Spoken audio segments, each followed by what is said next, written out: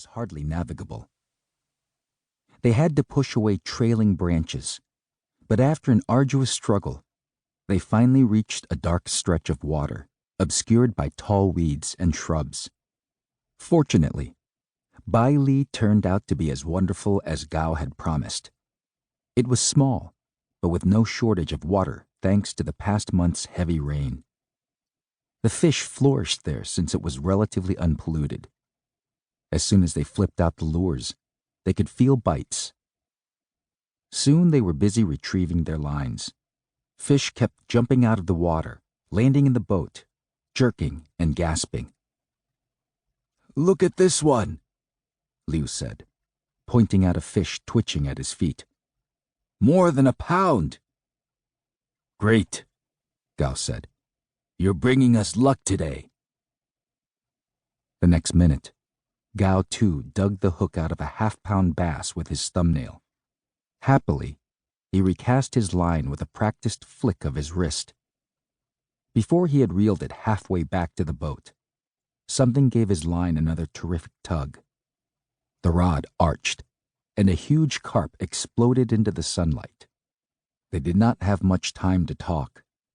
Time flashed backward as silver scales danced in the golden sun. 20 minutes, or 20 years. They were back in the good old days. 2 high school students sitting side by side, talking, drinking, and angling. The whole world dangling on their lines. "How much does a pound of Crucian carp sell for?" Liu asked, holding another one in his hand. "One this size." 30 yuan at least, I'd say. "So I've already got more than 4 pounds, about 100 yuan worth, right?" Liu said. "We've been here only an hour, and I've hauled in more than a week's salary." "You're kidding," Gao said, pulling a bluegill off his hook. "A nuclear engineer with your reputation." "No, it's a fact. I should have been a fisherman, angling south of the Yangtze River," Liu said, shaking his head. "In Shanghai, we often go for months without a taste of fish." Liu had worked for 20 years in a desert area, where the local peasants observed a time-honored tradition of serving a fish carved from wood in celebration of the Spring Festival, since the Chinese character for fish can also mean surplus, a lucky sign for the coming year. Its taste might be forgotten, but not the tradition. "I cannot believe it," Gao said indignantly. "The great scientist making nuclear bombs earns less than the petty peddlers making tea leaf eggs. What a shame." "It's the market economy," Liu said. "The country is changing in the right direction, and the people have a better life." "But that's unfair. I mean, for you." "Well, I don't have too much to complain of nowadays. Can you guess why I did not write to you during the Cultural Revolution?" "No, why?"